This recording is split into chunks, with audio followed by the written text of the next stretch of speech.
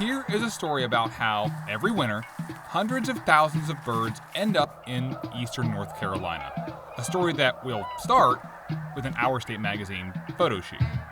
A while back, we sent this guy, photographer Chris Hannett, hey Chris, out to Pocosin Lake's Wildlife Refuge. That is all the way out here, to get some shots of all of the birds. And these are the pictures he sent back. And my reaction is, my gosh, look at all of those birds. So many birds. He also sent video, and man, those birds are really loud.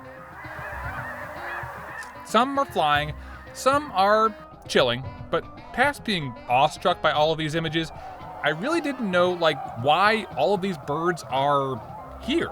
Are they on vacation in eastern North Carolina?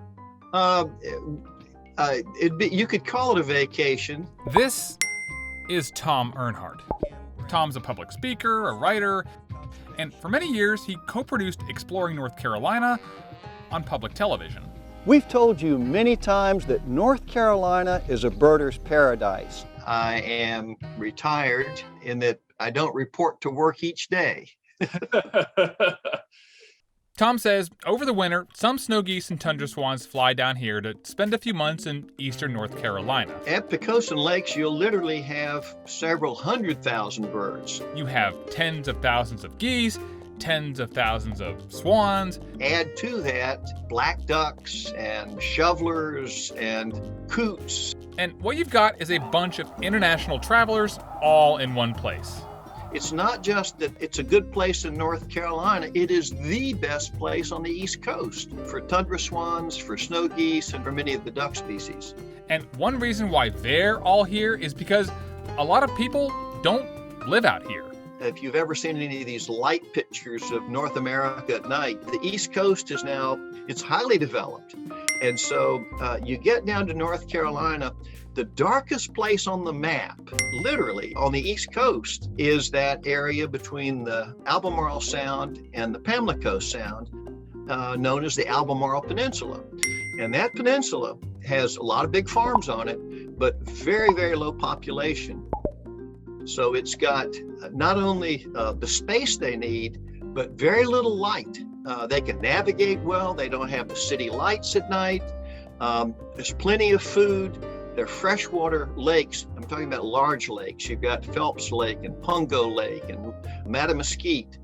All of these lakes and all of this food make for a perfect habitat. Tom says every winter, this spot becomes kind of like the largest international airport on the East Coast, with travelers coming in from northern Canada, Alaska, Greenland, and even Russia. And while they're here, they're getting ready for a very long flight back, practicing takeoffs and landings, eating plenty of food, putting on muscle, and just like any family vacation, getting into squabbles. Now, all of this is really something to see, but it's also more than that. What does it just feel like to be around all these birds? To be around all the birds is to be immersed in one of the last wild places. It's not something that I see or feel in Raleigh and most state parks. If I go down, especially on a weekday, I often see no other people for sometimes a couple hours at a time, even if I'm parked along a road.